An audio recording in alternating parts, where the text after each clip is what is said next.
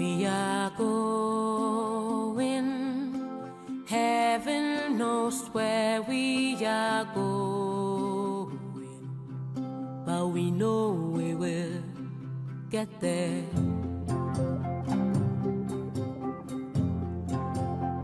We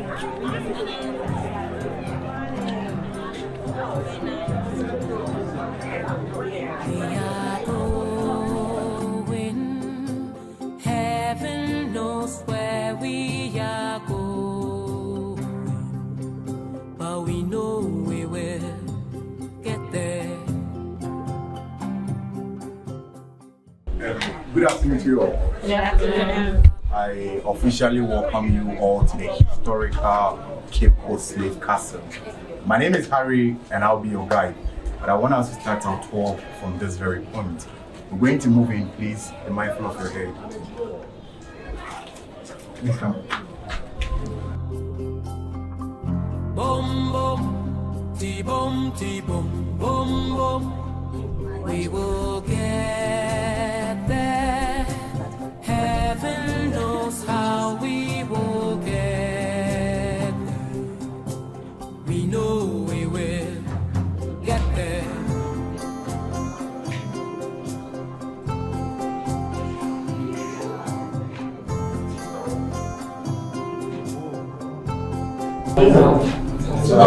This is how it was. Thanks. So this is the condensed cell, and this is how dark the place was. It was very difficult to even identify whoever was sitting or standing next to you.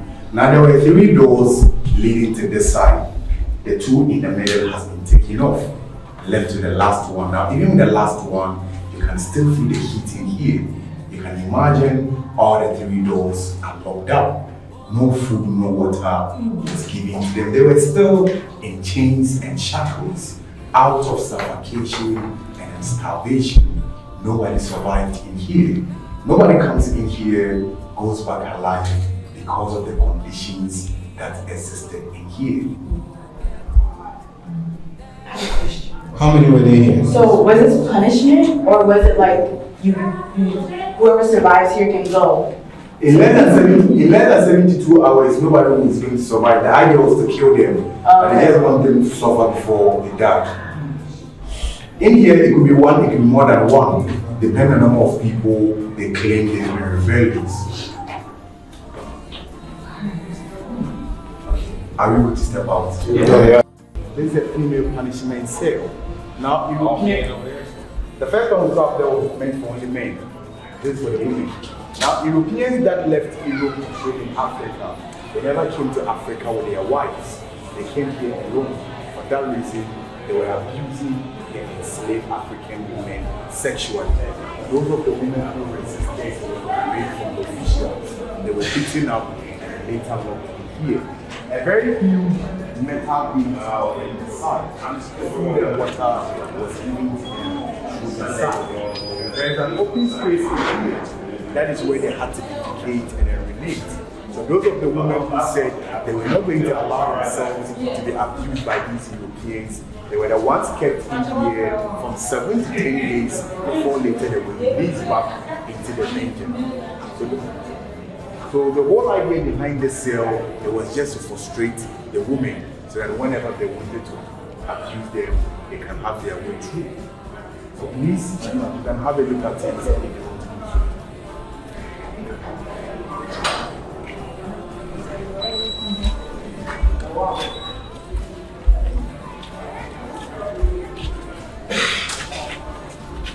You know, they had to open. So the fellas, we ain't have none. So I wonder, is this where they Use the bathroom.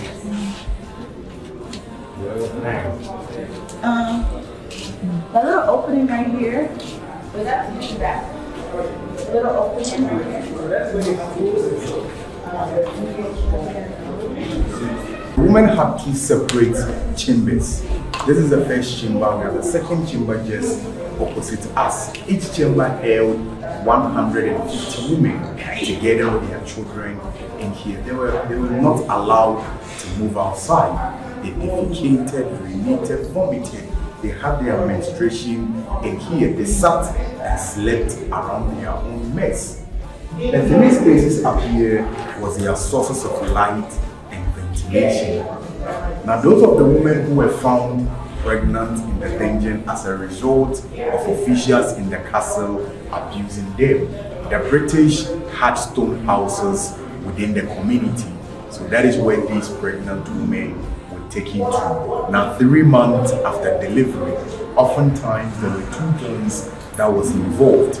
Now whoever impregnated her, if he decides he wants to be with her, in that case she was considered to be a free person. She was taken from the dungeon into the stone houses. But whoever impregnated her, on the other hand, refuses to be with her, officials in the castle would then have to take the baby. The woman will be brought in here back. But those of the women who were not fortunate, but rather found pregnant while crossing the Atlantic Ocean, or in other words, pregnant women on board the slave ships will be thrown into the ocean alive. Thrown into the ocean. Is it like they were taking up space? See, once they get to the Americas, they would have to auction the captives and then sell them out to plantation owners. And these plantation owners, they were not buying pregnant women. They felt it was a waste of time. Now, when is she going to deliver? When is she going to finish breastfeeding a baby before she moves into the farms to work? They saw that to be a waste of time. For that reason, they were not buying them. So that made also the slave companies also felt that it would be a waste of time. You carry a pregnant woman all the way to the Americas, you get there, nobody buys them. Then let us get rid of them. So they wait till they didn't know first. So the journey from here to the Americas took them 2 to 5 months. So you could be abused by an official today, tomorrow the ship comes. The Tommy will show before you get to the Americas. And they'll fold you. But those of them who were fortunate and they go to find out they were already pregnant in here, and they would have to be taken from here to another place until they deliver. I want to see it more. Shall we see the door of no return? Yeah.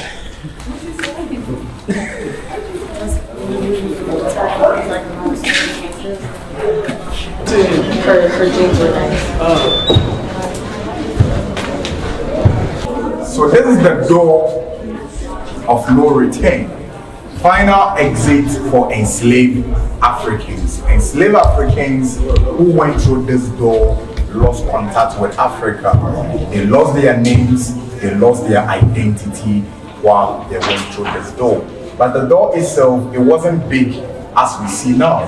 It was very short and then very narrow, designed in such a way that only one person could move at a time. So whenever you get the opportunity to visit the Elmina Castle, you will see the original door of no return. Very, very short, very narrow at the Elmina Castle. Now please remember, not everyone who went through this door survived or made the journey successfully. Enslaved Africans who went through this door, they never had an idea as to where they were taking them to. Some of them voluntarily decided to jump overboard into the ocean so as to prevent themselves from going to unknown destination. Now remember, they were chained together. If one person decides to jump overboard, what it means is that he's going to pull a whole lot of people into the ocean. Those of them who were found sick and weak, they were likewise thrown overboard. The worst part of the journey, there was a middle passage where human beings were made to lie side by side, unable to move or sit up, hands and legs in chains and shackles. Human beings defecating and vomiting. One could not even get their own hands to even clean their mouth. It was not unusual to wake up, see the person chained next to you dead, sometimes decomposed. And so progressively in the life of a captive, it never got better for them. It only got worse as the day passes by. But I'm going to open up the door. Let's see what is beyond this very door. Let's turn around here.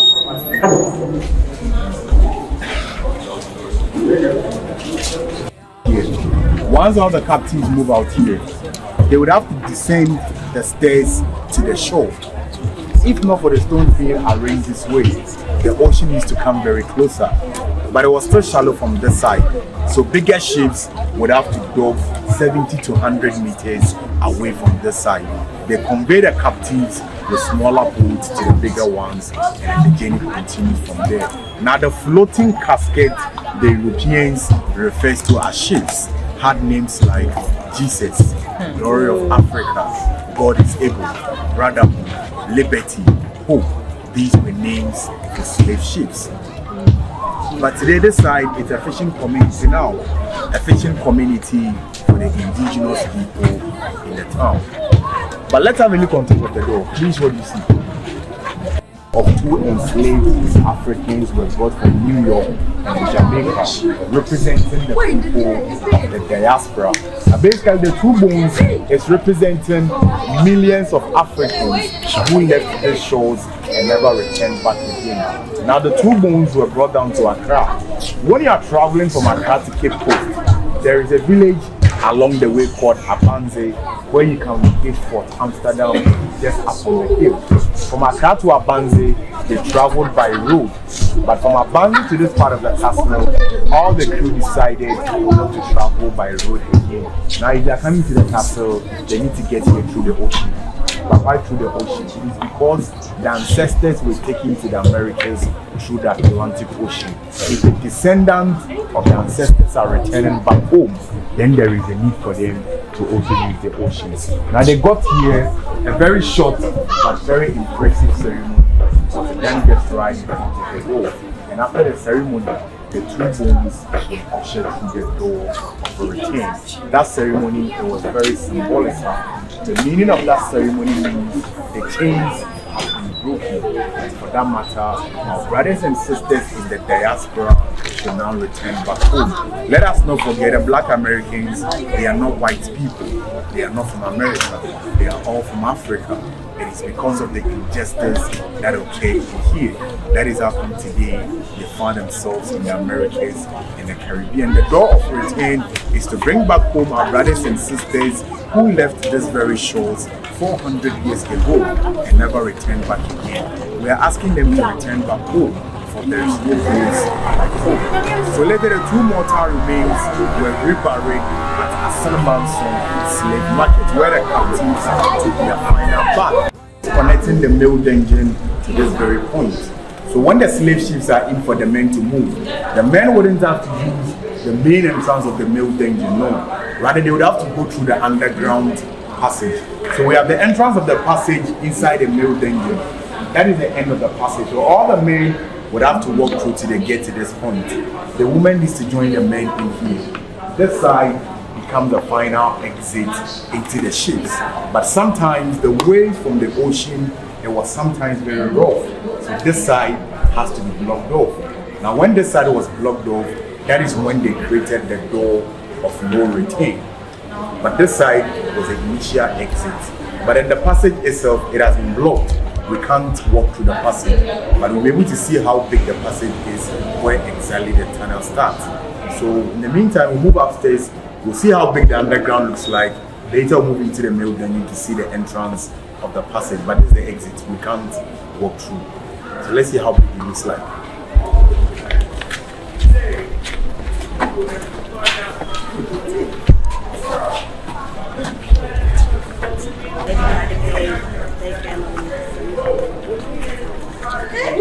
There's another part of the thing. Now this place is this very one and then the one up there. These were no entrance. They served as an observatory.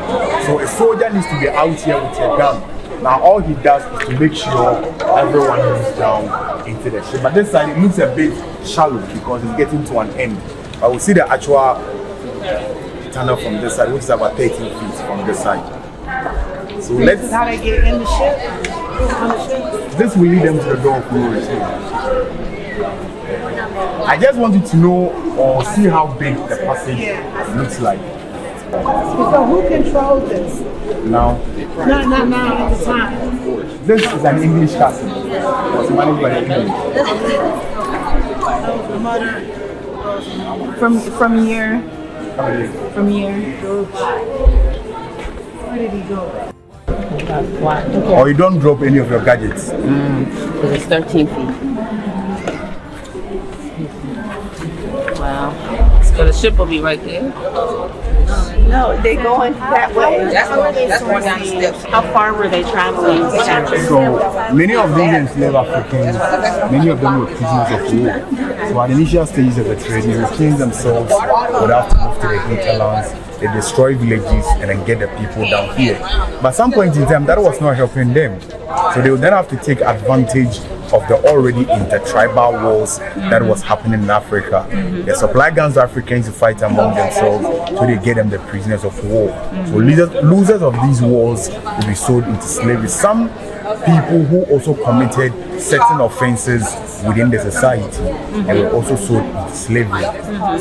And some people also saw this to be a business opportunity because of the incentives that came along with it. People move around, kidnap people, and then bring them down here.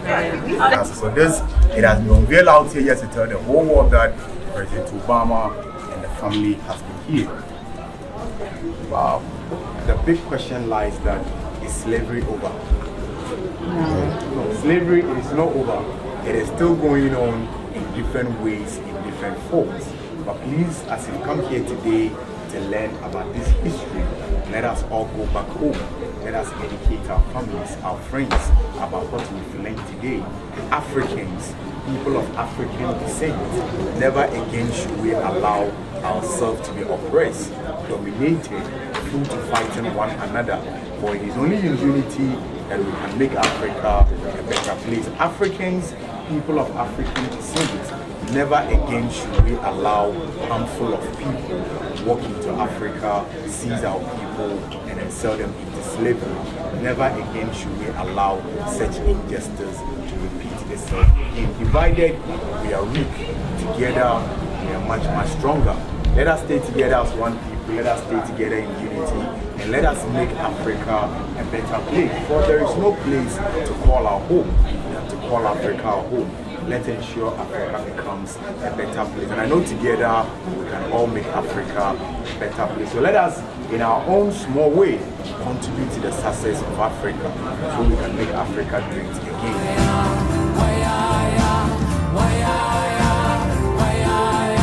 For the door of return we see out here, we are only asking our brothers and sisters to return back to the motherland again.